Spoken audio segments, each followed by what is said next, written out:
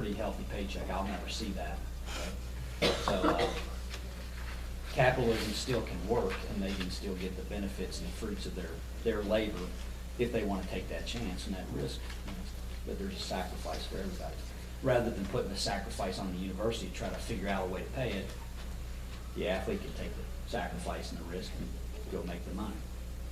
Did you think anything about that? Any thoughts, anything that you found research-wise that talked about how many student athletes actually take that step and go that route? Like go overseas? I didn't like research it, but I mean, not many do, because obviously like all of them go, like you see all the top rivals, top 50 recruits go to different colleges, so I don't think many of them take that route. I know the most recent one that I know of was Emmanuel Mouladeh. He was supposed to go to SMU, but he couldn't get in because he had like a botched ACT score or something, so he went over and played in China. I think he made $1 million actually to go play in China, and he came back with a top 10 pick in the NBA, and he makes millions now playing for the Nuggets. So I feel like it's a hit or miss. Honestly, if you go overseas and if you want to go, if you need that money, I feel like you should. If you need it like right then, but then again, I feel like you would be better off just staying in the States and finding out your worth at a college. What about paying athletes, and I'm going sort of a different direction, as kind of an incentive? You know, I think of a kid like Matt Elam who plays the UK that's quote-unquote a fat slob, sorry, a little brutal, but, you know, he won't lose any weight. I mean, if you hear it from multiple sources, coaches have talked about it in the public world, you know, in interviews, that he needs to get, you know, his nutrition in order, and, you know, he's 400 pounds. But nothing has worked with the potential to play in the NFL and make millions upon millions of dollars. So how, or Cal's another one, you know, eventually Cal probably puts more onus on him and saying it was his fault than maybe Cal holding up his end of the bargain early in the year. And that's speculation, but can you see money, you know, we're talking about capitalism. To me, I think that if you were going to go pay kids, it could never be even, because then you have the kid that's a walk-on that says, hey, I walked on and made the team, you know, just because somebody's you know, Bud Dupree is making millions, you know, we both on the same, or potential to make millions, we're both on the same team. So how could you see money as an incentive, and I know it sounds stupid, but how could you see money as an incentive for kids to play better? I feel like that could definitely work for like football, because you can have Matt Elam on the D-line say, all right, we'll give you $1,000 for every sack you have. Like, and that would obviously make him want to like play harder and like get in better shape and get sacks and make money. But then you can look at it from the basketball perspective and be like, okay, Jamal Murray, for every 20 points you score in a game, we'll give you this amount of money. And so that would just make him shoot up more shots, like be less of a team player. So I think incentives, like, that would be way too hard to like divvy out between all the sports, because since like football is more of a team sport, where like one individual can like help the whole team, where basketball you could have that one kid that just takes too many shots and just ruins it for everybody else. So I don't think that would work. Well, I think kind of on a point to that is like, I mean, you see in the NCAA tournament and stuff, like for each game that these coaches take their teams into, the universities are giving them like incentives and bonuses and that kind of thing. So I don't think it should come down to, hey, Jamal Murray, you scored 20 or 25, we'll give you this like money or whatever. It's like More of a team incentive. It's like more of a team incentive to where like if you all contribute and get more wins and get us deeper in the tournament, possibly win a national championship, then that's when you give the incentives or give the bonuses and stuff like that as a team thing. And it like that wouldn't apply to like the walk-ons who are just sitting there like clapping, because I mean they're just not playing. Like you have to be like contributing, but like Gotta see some minutes. Yeah. So I mean, if you're on the court, giving it your all, you're contributing, you're scoring points, getting rebounds, stealing, blocking, all that kind of thing. I mean, and you get us to the Final Four of the national championship. I mean, that has, because I mean these coaches are getting paid like hundreds of thousands when they do that, and they're the ones who are coaching, and like the actual players should get something if we were to start.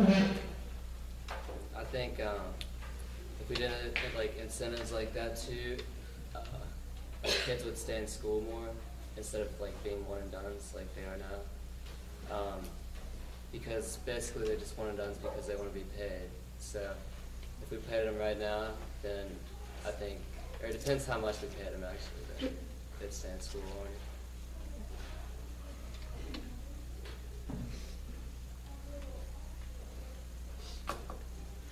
Anybody ever look at the parking lot at Wildcat Lodge or places like that?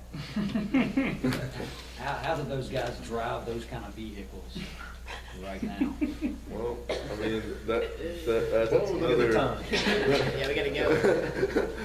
That's another like long thought out issue that everybody has or whatever. It's like, actually the Maurice Claret story from Ohio State or whatever. His like car that he actually had, that was like his car. Like he had car troubles on the way to practice or class one day or something. And he called his head coach, and his coach sent him to a dealership, and the like dealer let him drive a brand new car for however long it was. And that caused a bunch of NCAA things because they were like, oh, if that's happening, what else is happening, and all that kind of stuff. And then the UNC case, like kids just like go into like Art 101, that's not an actual thing they're enrolled in, and they're getting like straight A's, which doesn't make sense to me. Like give them a few C's or something, like if you're gonna do that. But But you know, something that wasn't ever mentioned with Yeah, that Ohio use State your head. case was, and I think you three would understand this, you know, the tattoo deal. You know, if I go, and I mean, I don't have a tattoo, but let's say I want to go get a tattoo right now. What's the first thing I do if I want to go get one? How do I know where to go? probably ask somebody. Say it again. Ask somebody. Okay, so I ask somebody. So let's say Terrell Pryor has tattoos out the yin yang, okay? And he got them all for free. But he's got homeboys that want to go get tattoos too. So what do you think he does? Whether they're given to him for free or not, you know, if I'm a tattoo artist, it's only logical for me as a businessman to say, I'm going to give Terrell Pryor tattoos for free. And every one of his homeboys are not going to come to me for, you know, for a tattoo. You know, it's a referral was the biggest thing that nobody ever, to me, nobody ever mentioned in the Ohio State case, was that how much more money could someone make off of the star athlete by just giving them something for free? And it was kind of, you brought up the car deal, so that was another Yeah, because like, especially with that case or whatever, some could say that all the NCAA like speculations caused him to do everything else that he did and whatever, which like plays to the point of if these players are getting paid or getting helped out with like whatever they need or whatever. I mean, how can we regulate what kind of choices they make and all that? Because after he was only suspended the first time for like 3 or 4 games of his sophomore season or something, and then he started like partying with this like mafia, like these mafia type guys and stuff, and like he was like a raging alcoholic and robbing people and all this kind of stuff. So I mean, people can speculate on whether or not like him getting helped out or whatever else he accepted from the coaches or boosters or whatever, like did that cause him to just spiral way downhill, or is that just like just a story where the wrong kid? And just to balance out my Buckeye apologist, they didn't get in trouble for free tattoos. They got in trouble for trading stuff they were given for those tattoos. So, sorry, I had to balance out my Buckeye friend here. I'm going to let you impress me. Yeah. You have three student athletes here playing for Lexington Christian Academy. What have you learned in your Christian education that can kind of be used as a principle or a foundation for helping make decisions related to this subject, paying college athletes?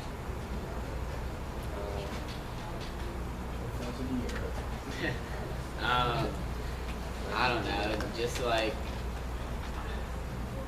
That's a hard one. That's why he asked it. Yeah, good question. I 'Cause mean, I have something that pops instantly into my mind, but I'll listen for yours first. I can't think of anything. Your coaches taught you nothing? No, not like about whether we should pay college athletes or not. I can't think of that. I don't know. Here's a simple one, but the love of money is greed, but what's the Bible say it is? The love of money, that's sin, right? And that's really what it kind of comes down to is when we start paying athletes, we get a chance to create a more sinful environment, I think. That's It's just that's my Yeah. opinion. Yeah, I mean, if you're I gonna agree if you're gonna pay that kid that amount of money for being so good, you know he's gonna get a big head. You know he's gonna think he's like the biggest kid in campus. So it's just gonna make him make worse decisions. I think. Like another thing about like paying them, like I feel like giving those kids like that amount of money, like at that age, like especially in college, like they're gonna do stupid stuff. Like if they're in college, they're gonna do stupid stuff anyway. But give them that money, and they have more like resources to do worse things. So I think it just lead down a bad road. And another reason why they shouldn't pay. I mean, like, when you're like a star athlete and whatever, when you're on campus, you practically do whatever you want anyway. Like, I mean, just like the UNC kids, they didn't even go to class. Except at LCA. You're You're supposed to say, oh, exactly right. They, like those UNC kids, are like, they didn't go to class and do anything. They just were there to play basketball. They kind of just got away with whatever. And I mean, that happens on a lot smaller scale with like other sports and other athletes and all that kind of thing. And I mean, it's just like, if you give like these 18, 19-year-old kids like a bunch of money and whatever, they're gonna do stupid stuff like buy cars and houses and whatever else that they want to buy, and along with that comes stupid choices. I mean, you see all the time where there's a kid who went to the NBA or whatever at like 19, got a big signing bonus, all that kind of stuff, and just blew it all. And now they're working at Starbucks or something. And it's just like, I think it was Shaquille O'Neal. He said he spent his first $1 million in a half hour. Like, I don't know, what? Say it again? In a half hour. Shaquille O'Neal spent his first $1 million in a half hour. He said that he said he bought his mom a house and his favorite car, and it was $1 million after he bought those things. And it took him a half hour after he signed them. And he stayed for 3 years. Yeah. No, I mean, I'm just saying, he didn't go one and done or anything, Yeah. he stayed for 3. So I mean, that's just another thing. Like, some of these kids, they just don't know how to handle money that they're given and whatever. Well, I think Coach brings up a good point, it's the love of money. Yeah. Making money and doing that is a slippery slope, and it's not sinful just the fact that you've made money. It's not allowing that to become a love and a lust for money is what, to me at least, the discernment here.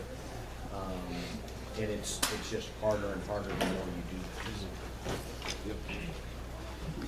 Thank you, guys. Thank you, guys. Thank you.